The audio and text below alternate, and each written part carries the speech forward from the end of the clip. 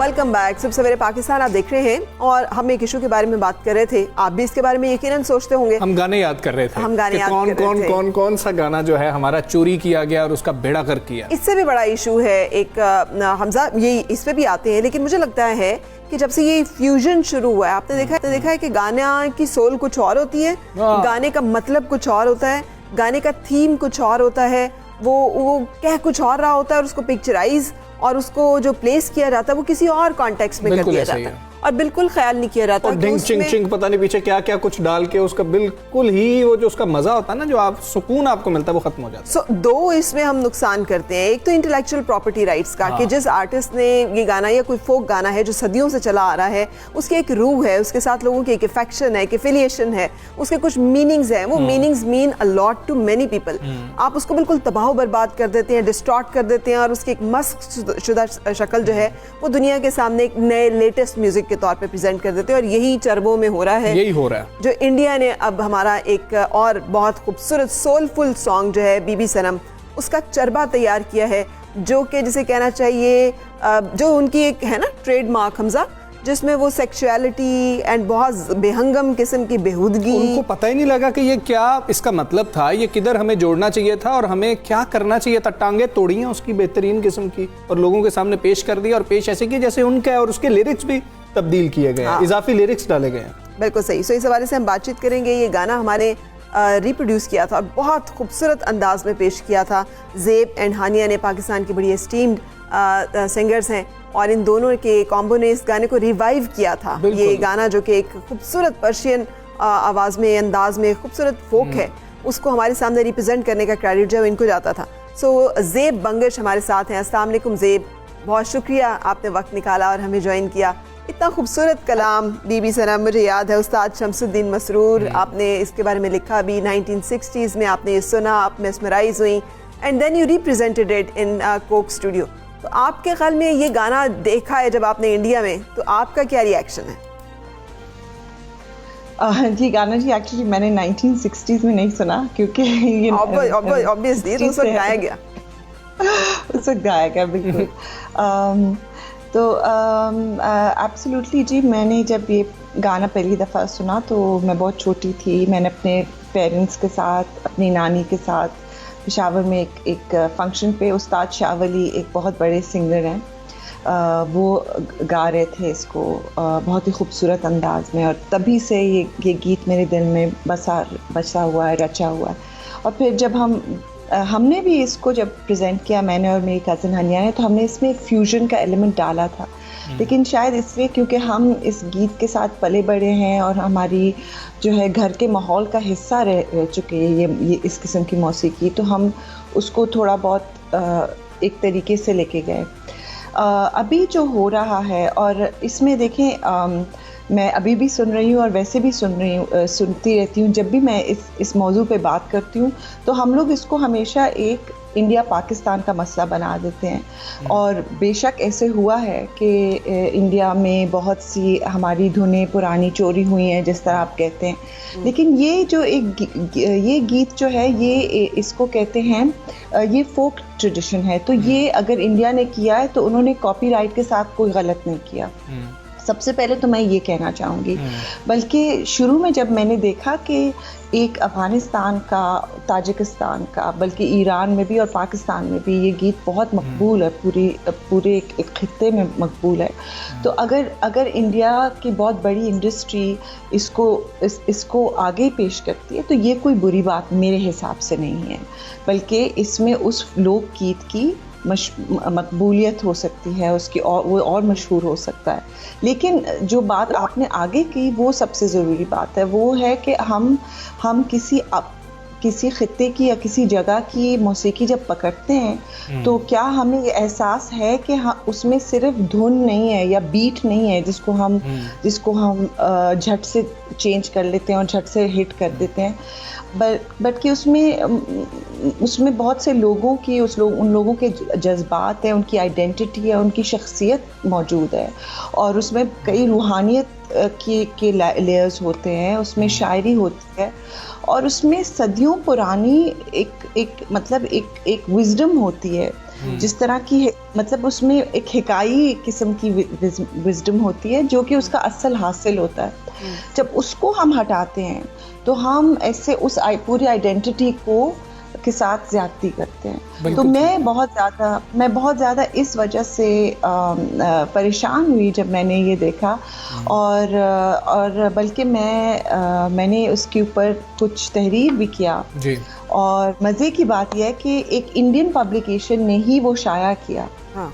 पहली दफ़ा मैंने एक न्यूज़पेपर के लिए कुछ लिखा और इंडियन न्यूज़पेपर ने ही वो शाया किया, क्योंकि होता ये है कि हम लोग फिर उंगली उठाते हैं कि ये इंडस्ट्री गलत है, ये आर्टिस्ट गलत है, लेकिन बात ये है कि हम एज ऑडियंस क्यों ये चीज़ें बर्दाश्त करते हैं, बिल्कुल बर्दाश्त करते हैं। हाँ, ज़ेब ये बताइएगा, जैसे आप बिल्कुल सही लाइन पे बात कर रही हैं, लेकिन चूंकि उर्दू कॉमनली या पर्शियन या हमारा कल्चर चूंकि तकरीबन मिलता जुलता है, एक जैसी ज़बान बोलने की वजह से, समझने की वजह से, एक लंबा अरसा इकट्ठा रहने की वजह से, तो हमारी आइडियाज़ जो हैं वो आराम से उधर ले लिए जाते हैं।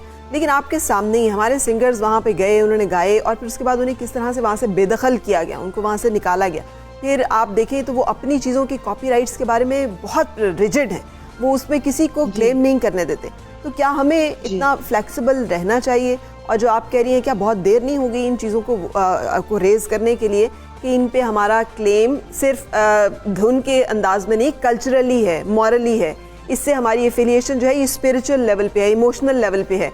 इमोशनल राइट्स भी तो होंगे ना कोई किसी चीज़ के। इमोशनल राइट्स लगता तो हमें हमेशा है, मतलब कोई किसी भी चीज़ से जब हम प्यार करते हैं, जब वो हमसे जुदा किया जाता है तो हमें तकलीफ़ तो बहुत होती है। होने तो चाहिए लेकिन इस तरह से है नहीं। लेकिन ये आपने बात बिल्कुल सही की। देखें, दो तरीके होते हैं, ये हम जंग नहीं लड़ सकते, बल्कि ये एक वो जगह है, मतलब बीबी सनम मैं आपको बताना चाहती हूँ कि बीबी सनम जितना पाकिस्तान में मकबूल हुआ था, उसी वक्त उतना ही इंडिया में मकबूल हुआ था हमारा वाला। और बल्कि मैं कहूँगी कि मुझे ज़्यादा हम बात कर रहे हैं इंडस्ट्री की, हम बात कर रहे हैं कमर्शलाइजेशन की।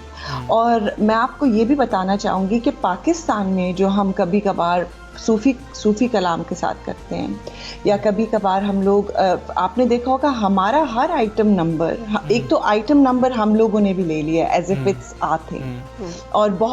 और जब आप किसी को कहते हैं कि भाई ये आइटम नंबर्स क्यों हैं हमारी फिल्मों में, तो फिर वो कहते हैं हमेशा से थे या जो भी, तो वो बाकी चीज़ें जो हमेशा से थी वो तो रही नहीं, लेकिन ये आइटम नंबर रह गया समहाउ।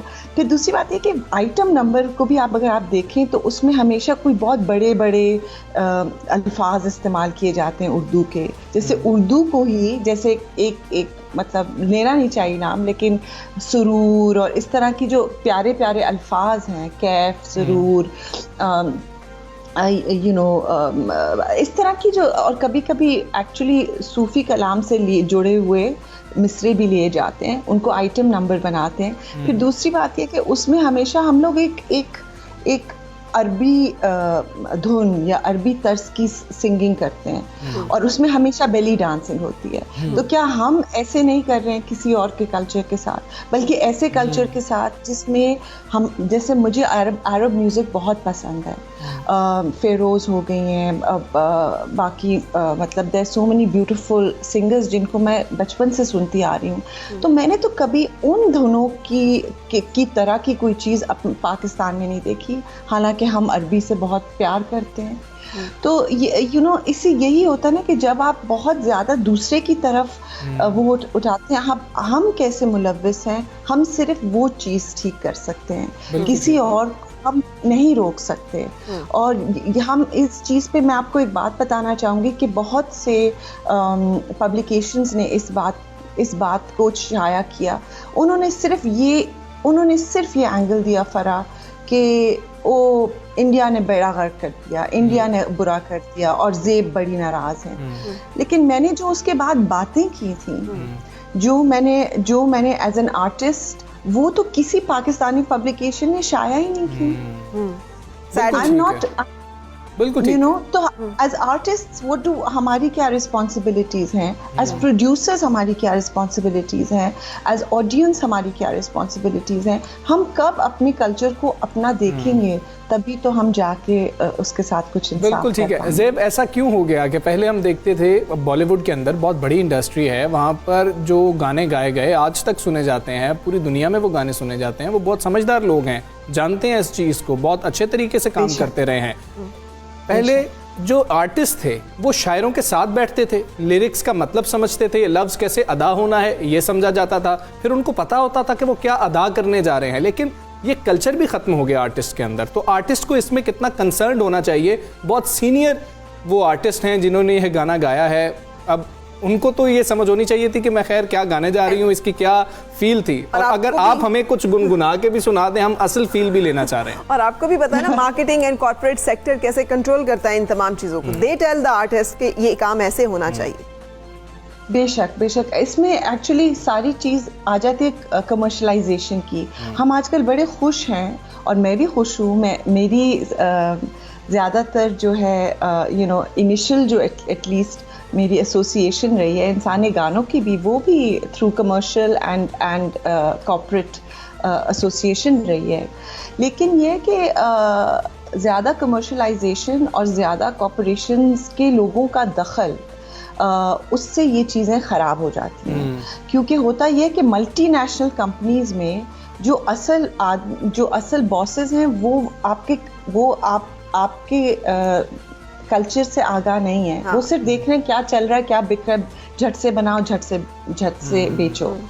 और यही चीज़ इंडिया में भी आ गई है। पहले आपके जो प्रोड्यूसर्स होते थे वो उनको खुद फिल्में पसंद थी, तो या अगर कोई बिजनेसमैन भी कर रहे हैं, उनका दिल होता था कि मैं भी एक फिल्म बनाऊंगा, तो वो अपना पैसा इस तरह लगाते थे। वो चुन के जो आर्टिस्ट उन्हें पसंद होते थे उनको लेते थे, तो एक टीम बनती थी। अब ऐसे होता है कि लोग देखते हैं कि भाई इसके कितने फॉलोअर्स हैं, इसका क्या है, ये चल रहा है, ये नहीं चल रहा है, इसको आउट करो, इसको इन करो।